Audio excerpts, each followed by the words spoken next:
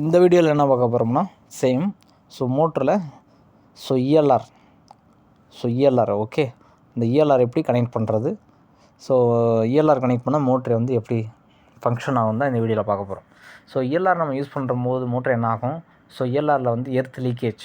So earth leakage வந்து இந்த இஎல்ஆரில் என்ன செட் பண்ணுறோமோ மில்லியாம்ஸில் தான் செட் பண்ணுவோம்.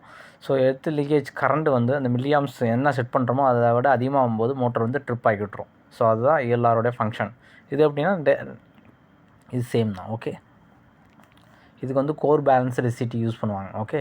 ஸோ கோர் பேலன்ஸ் ரெசிட்டி யூஸ் பண்ணிவிட்டு ஸோ இங்கேருந்து அங்கே வந்து இஎல்ஆருக்கு ஒரு இன்புட் போகும். ஸோ அதில் லீக்கேஜ் கரண்ட்டு லீக்கேஜ் கரண்ட் ஏதாவது அந்த என்ன செட் பண்ணுறோமோ அதை விட அதிகமாகும் போது அந்த இஎல்ஆர் வந்து ட்ரிப் ஆகிரும். ட்ரிப் ஆகும்போது என்னாகும், அதோடைய என்சியிலிருந்து தான் கண்ட்ரோல் சப்ளை டேரெக்டாக கான்ட்ராக்டருக்கு போகும். ஸோ என்ன செட் பண்ணுறோமோ அதை விட லீக்கேஜ் கரண்ட் அதிகமாகும் போது இஎல்ஆர் ட்ரிப் ஆயிரும். ட்ரிப் ஆச்சுன்னா என்னாகும், அந்த என்சி என்ஓ ஆயிரும். ஸோ என்ஓ ஆயிடுச்சுன்னா என்னாகும், சப்ளை இங்கேயே கட் ஆயிரும். ஸோ கான்ட்ராக்டரோட காயிலுக்கு சப்ளை போகாது, மோட்ரு வந்து ஆன் பண்ண முடியாது, ட்ரிப் ஆயிரும் ஓகே. இந்த ப்ராப்ளத்தை சால்வ் பண்ண பிறகு நீங்கள் ஆன் பண்ணால் தான் ஆன் ஆகும் ஓகே.